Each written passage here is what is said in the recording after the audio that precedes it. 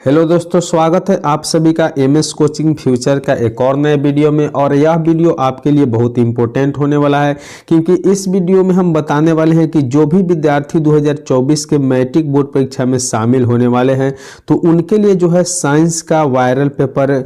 और इस वीडियो में हम बिल्कुल 1 से 80 वस्तुनिष्ठ प्रश्न देखेंगे और आप साथ साथ इस सभी प्रश्नों का उत्तर भी आप कमेंट में बताते चलिए, क्योंकि यह वीडियो आप लोगों के लिए आखिरी वीडियो है। क्योंकि इस वीडियो को देखने के बाद आपको दूसरा वीडियो देखने की आवश्यकता नहीं है। जैसे कि आप लोगों को पता है कि आपका एग्जाम 2 घंटा 45 मिनट का होगा, जिनमें कुल मिला के 110 प्रश्न पूछे जाएगा। तो चलिए हम वीडियो को शुरू करते हैं और देखते हैं कि आज का वीडियो का पहला प्रश्न क्या है। तो एक एक प्रश्न का उत्तर आप लोग जरूर कमेंट में दीजिएगा और शुरू से अंत तक पूरे वीडियो को जरूर देखिएगा। तो आज का वीडियो का आज का पहला क्लास का जो पहला प्रश्न है वो आप लोग के सामने दिया हुआ है कि आवर्त सारणी के प्रथम वर्ग के सदस्य है। आवर्त सारणी के प्रथम वर्ग के सदस्य है अम्लीय धातु या क्षारीय धातु या अक्रिय धातु या मिश्र धातु।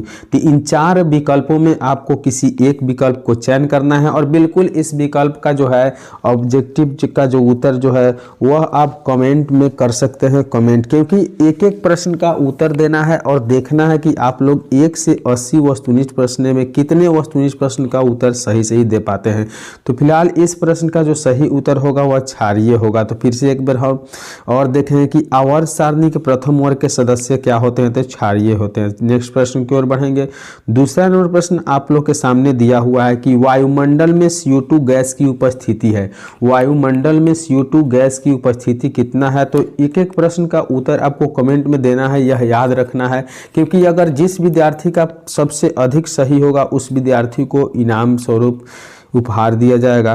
तो चलिए हम देखेंगे कि दूसरा नंबर प्रश्न जो दिया हुआ है कि वायुमंडल में CO2 गैस की उपस्थिति है। तो वायुमंडल में CO2 की गैस की उपस्थिति कितना है, 0.01%, 0.05% या 0.03% या 0.02%। तो इसका जो सही उत्तर हो जाएगा वो ऑप्शन सी अर्थात 0.03%। फिर से एक बार क्वेश्चन पढ़ेंगे कि वायुमंडल में CO2 गैस की उपस्थिति है तो 0.03%। अगले प्रश्न की ओर बढ़ेंगे। तो 3 नंबर प्रश्न देख रहे हैं आपके सामने दिखाई दे रहा है कि प्रश्न है NaOH है। NaOH है यानी सोडियम हाइड्रा ऑक्साइड, इनमें से क्या है, अम्ल है, बी में दिया हुआ है क्षार, ऑप्शन सी में दिया हुआ है लवण और डी में इनमें से कोई नहीं। तो NaOH जो होता है याद करके रखना है कि क्षार होता है। बिल्कुल आप लोग भी एक एक प्रश्न का उत्तर कमेंट में देते चलना है और काउंट करते चलिए कि कितने प्रश्न आपका सही हो रहा है, ठीक है। और लास्ट में आप लोगों को टोटल ऑब्जेक्टिव प्रश्नों का उत्तर संख्या बताना है कि किसका कितना सही हो गया। तो देखेंगे 4 नंबर प्रश्न दिया हुआ है कि ऑक्सीन है। ऑक्सीन क्या है, ऑक्सीन एक हार्मोन है कि एक वसा है या एक एंजाइम है या एक कार्बोहाइड्रेट है। तो याद करके रखना है कि इस प्रश्न का सही उत्तर हो जाएगा एक हार्मोन। ऑक्सीन क्या है, एक हार्मोन है। नेक्स्ट प्रश्न की ओर बढ़ते हैं। 5 नंबर प्रश्न दिखाई दे रहा है, दिया हुआ है कि मानव मादा के जनन तंत्र का भाग नहीं है। मानव मादा के जनन तंत्र का भाग नहीं है अंडाशय ऑप्शन ए, ऑप्शन बी में गर्भाशय, ऑप्शन सी में शुक्रवाहिका, ऑप्शन डी में डिंब वाहिनी। तो इस प्रश्न का जो सही उत्तर हो जाएगा वह ऑप्शन सी अर्थात शुक्रवाहिका हो जाएगा। चलिए अगली प्रश्न की ओर बढ़ेंगे। 6 नंबर प्रश्न देखेंगे। एक एक प्रश्न इंपॉर्टेंट है और आज का क्लास आप लोग के लिए आखिरी क्लास होगा, क्योंकि इस क्लास को अगर पूरे 1 से 80 वस्तुनिष्ठ प्रश्न यानी 1 से 80 वस्तुनिष्ठ प्रश्न आप देख लेते हैं तो बिल्कुल आपका जो है 40 नंबर का प्रश्न हूबहू आप बोर्ड एग्जाम में ऑब्जेक्टिव के पेपर में ओएमआर सेट में भर के आ जाएंगे। तो 6 नंबर प्रश्न दिया हुआ है कि पराग कोश में होता है। पराग कोश में क्या होता है यह आपसे पूछा जाता है। तो पराग कोश में बाह्य दल होता है या बी में अंडाशय होता है या ऑप्शन सी में अंडक होता है या ऑप्शन डी में परागन होता है।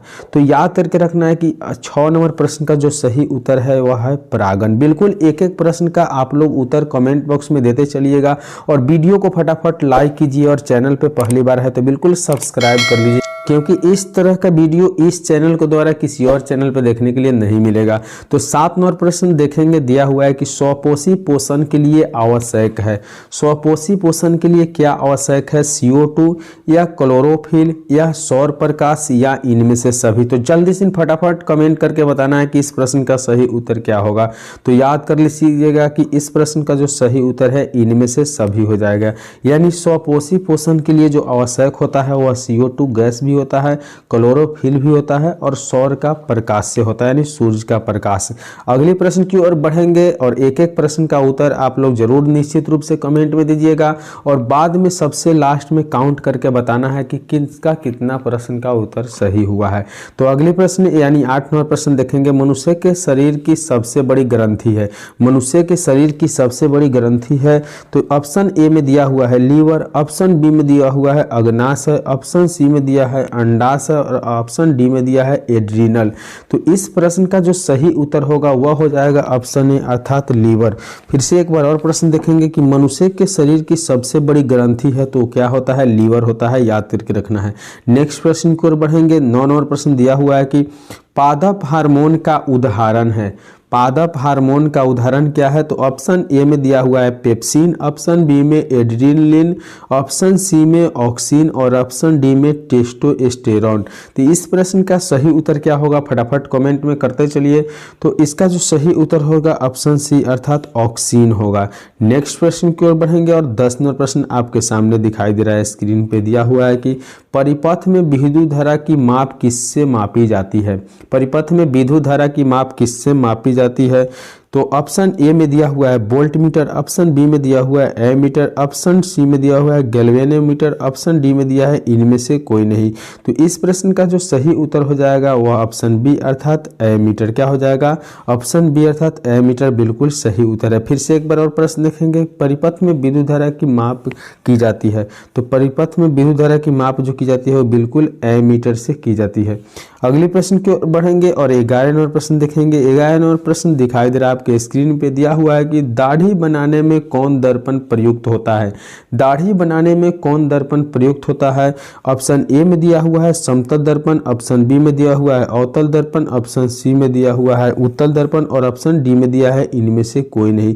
तो याद कर रखना है कि दाढ़ी बनाने में जो है बिल्कुल अवतल दर्पण का उपयोग किया जाता है। किस दर्पण का? अवतल दर्पण का उपयोग किया जाता है। अगले प्रश्न की ओर बढ़ेंगे। दिया हुआ है 12 नंबर प्रश्न की किस उपकरण में धन और ऋण का चिन्ह नहीं होता है?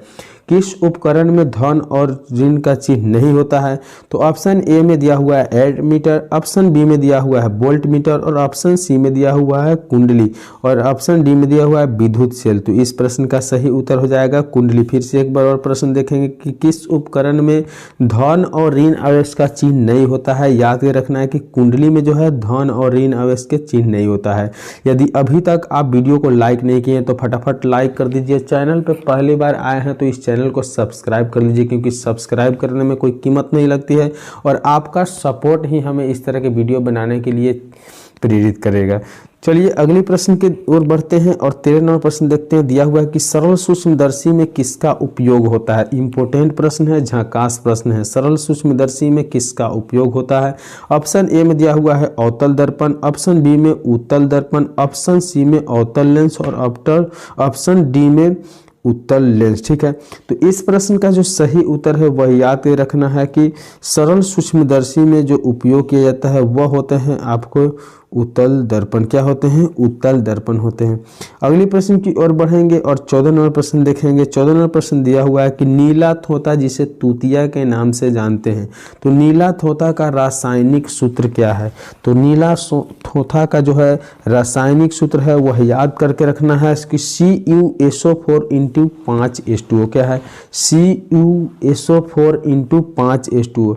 अगले प्रश्न की ओर बढ़ेंगे और अगले प्रश्न देखेंगे। दिया हुआ है 15 नंबर प्रश्न कि निम्नलिखित में कौन लौन है? निम्नांकित में कौन लौन है? 15 नंबर प्रश्न का जो सही उत्तर होगा फटाफट कमेंट करके बताना है। ऑप्शन ए में दिया हुआ है HCl, ऑप्शन बी में दिया हुआ है NaOH, ऑप्शन सी में दिया हुआ है K2SO4 और ऑप्शन डी में दिया हुआ है NH4 और OH।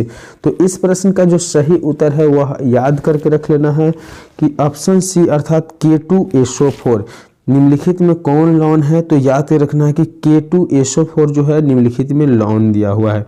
अगले प्रश्न की ओर बढ़ेंगे, फटाफट कमेंट करके एक एक प्रश्न का उत्तर बताते चलना है। दिया हुआ है कि नाइट्रोजन अणु में कितने सहसंयोजक बंधन होते हैं? नाइट्रोजन अणु में कितने सहसंयोजक बंधन होते हैं? ऑप्शन ए में दिया हुआ है 1, ऑप्शन बी में दिया हुआ है 2, ऑप्शन सी में दिया हुआ है 4 और ऑप्शन डी में दिया हुआ है 3। तो याद रखना है कि नाइट्रोजन अणु में कितने सहसंयोजक बंधन होते हैं? तो इस प्रश्न का सही उत्तर है ऑप्शन डी अर्थात 3 सहसंयोजक बंधन होते हैं। अगले प्रश्न की ओर बढ़ेंगे और 17 नंबर प्रश्न देखेंगे। दिया हुआ है कि संगमरमर का रासायनिक सूत्र क्या है? संगमरमर का रासायनिक सूत्र क्या है? तो फटाफट ऑप्शन देखना है और कमेंट करके बताना है कि क्या होगा। तो संगमरमर का रासायनिक सूत्र जो है आपका CaCO3 है। कितना है? CaCO3 जो है बिल्कुल सही उत्तर है संगमरमर का रासायनिक सूत्र, यानी कैल्शियम कार्बोनेट जो है संगमरमर का रासायनिक सूत्र होता है। अगली प्रश्न की ओर बढ़ेंगे, देखेंगे 28 नंबर प्रश्न दिया हुआ है कि डैश डैश वन संपदा का एक उदाहरण है, यानी डैश डैश जो है वन संपदा का उदाहरण है। पूछा जा रहा है कि वन संपदा का उदाहरण इनमें से क्या है? मिट्टी है या लकड़ी है या तांबा है या एल्यूमिनियम है? तो इस प्रश्न का जो सही उत्तर है वह है आपका ऑप्शन बी अर्थात लकड़ी। लकड़ी जो है एक वन संपदा का उदाहरण है। अगले प्रश्न की ओर बढ़ेंगे। दिया हुआ है कि चीनी का रासायनिक सूत्र क्या है? चीनी का रासायनिक सूत्र क्या है? तो चीनी का जो रासायनिक सूत्र है वो ऑप्शन सी में दिया हुआ है C12H22O11। बिल्कुल याद करके रखना है कि C12H22O11 जो है चीनी का रासायनिक सूत्र है। अगले प्रश्न देखेंगे, 20 नंबर प्रश्न दिया हुआ है, फटाफट कमेंट करते चलना है कि इंसुलिन की कमी से होता है, इंसुलिन की कमी से क्या होता है? घेंघा रोग होता है या बौनापन होता है या मधुमेह होता है या इनमें से कोई नहीं? तो 20 नंबर प्रश्न का सही उत्तर जो होता है मधुमेह होता है, यानी इंसुलिन की कमी से मधुमेह होता है।